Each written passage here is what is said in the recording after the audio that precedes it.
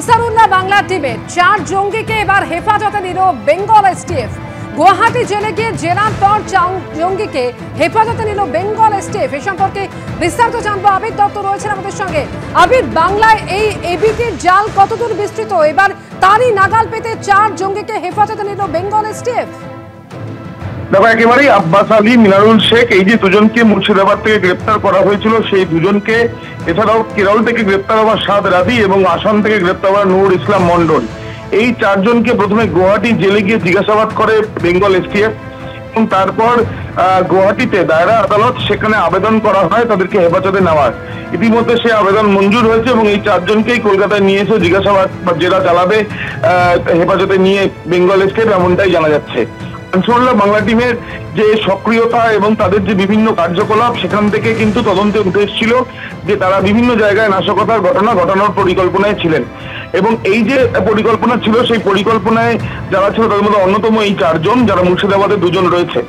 তাদের 2 জনের মধ্যে যেটা আমরা জানি যে এই দুজন ছাড়াও এই সাদরাদির আরেকজন পরিচিত আত্মীয়, তাকে গ্রেপ্তার করেছিল আগে বেঙ্গল এসটিএফ, কিন্তু এই 4 জনই হেফাজতে ছিল অসম পুলিশের।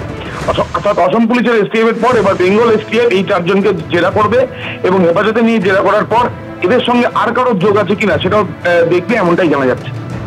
এবার বর্ধমান মেডিকেলের ছবি আপনাদের দেখাবো, যেখানে পড়ুয়াদের 2 গোষ্ঠীর মধ্যে বিবাদে রণক্ষেত্র হয়ে উঠল Bardhaman medical college.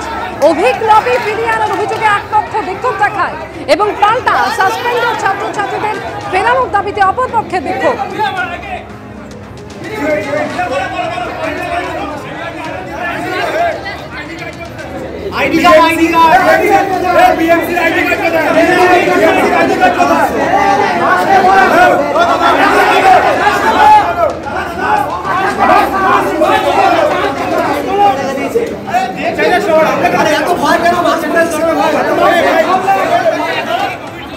Bardhaman medical কলেজে টোকাটুকির সংস্কৃতি ফিরিয়ে আনার জন্য বাইরে থেকে বিরূপাক্ষ এদের মদতে কিছু ছেলে মেয়ে যারা কলেজ থেকে কোর্টের অর্ডারে এবং এনকোয়ারি কমিটির অর্ডারে বিতাড়িত ছিল, তাদের ফিরিয়ে আনলে যাতে টোকাটুকির সংস্কৃতি বর্ধমান মেডিকেল কলেজে ফিরিয়ে আনা যায়, সেই চেষ্টাই কিছু ছাত্রছাত্রী প্রিন্সিপালের কাছে এসেছিল। আমরা এটার এগেনস্টে প্রতিরোধ করি এবং সেই জায়গাতে আমাদের 3 জন ছাত্রীকে ওরা শারীরিকভাবে নিগ্রহ করে, ফেলে দেয়।